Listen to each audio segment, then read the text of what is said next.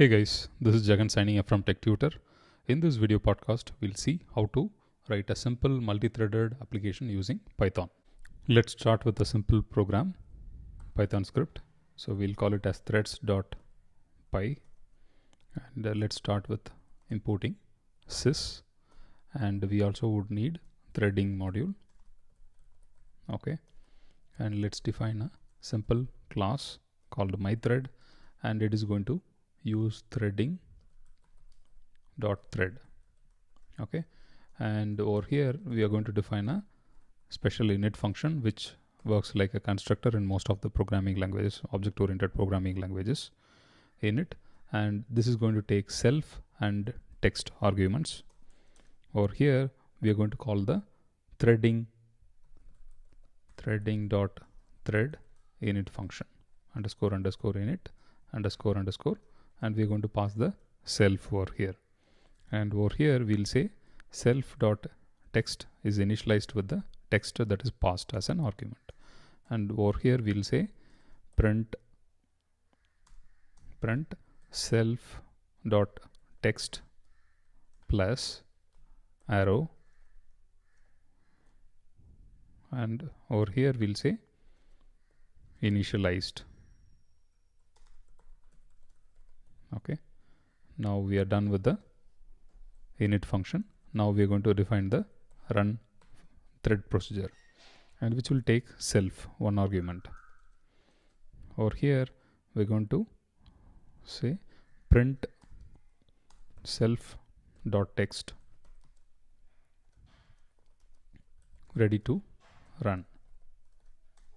Okay, now over here we're going to say for val in range 5. Okay, it's going to simply print self dot text plus arrow plus string of value. Okay, we're done. Now we're going to say print self dot text plus completed.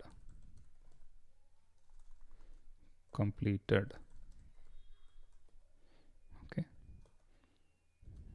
now we'll define the main function. The main function is going to create two threads, and we're going to invoke the user myThread, and then we're going to pass thread1 as the text, and we're going to pass thread2 over here as a title or the name of the thread. Now let's start the threads,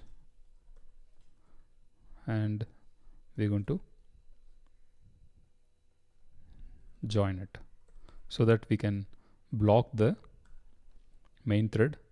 We'll force the main thread to wait until both the threads are done. Okay, over here we'll say print main thread completed. Okay, and over here we'll say main thread ready to run. Okay, now let's also try to use some lock here. We'll say lock equals threading dot lock. Okay, and this particular lock will use over here lock dot acquire. So this is going to synchronize the printing, and over here this is going to be releasing the lock. That's it. Now let's save, and then we have to indicate which is the main function. So for this we have to write if underscore name underscore equals single quotes underscore main underscore. Okay, and within this we are going to invoke the main method Python threads. Okay, so main thread ready to run, thread1 initialize, thread2 initialized, and it says thread1 is ready to run, and thread2 also seems to be ready at the same time, and then thread1 seems to have printed 0 to 4, and then thread1 has completed.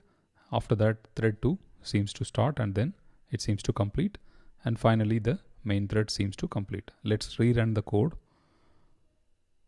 This time, if you notice, thread 1 is ready and then it has printed 2 print messages.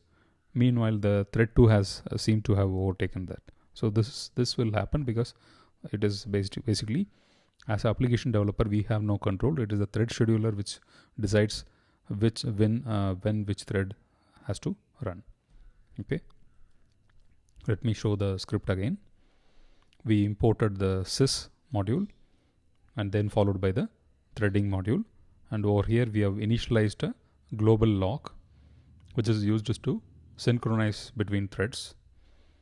And we have started with defining a myThread class, and it extends from a threading.thread. And we defined special init function, which can be used to initialize any variables or resources that you may have in your application. And this is the thread procedure, and which will take the only argument self. Okay. And over here we are trying to use some lock to synchronize these print messages. And then in the main we created 2 threads, and then we started the 2 threads, and then we basically blocked the main thread until both threads are completed. Okay. Once that is done, the main thread will complete.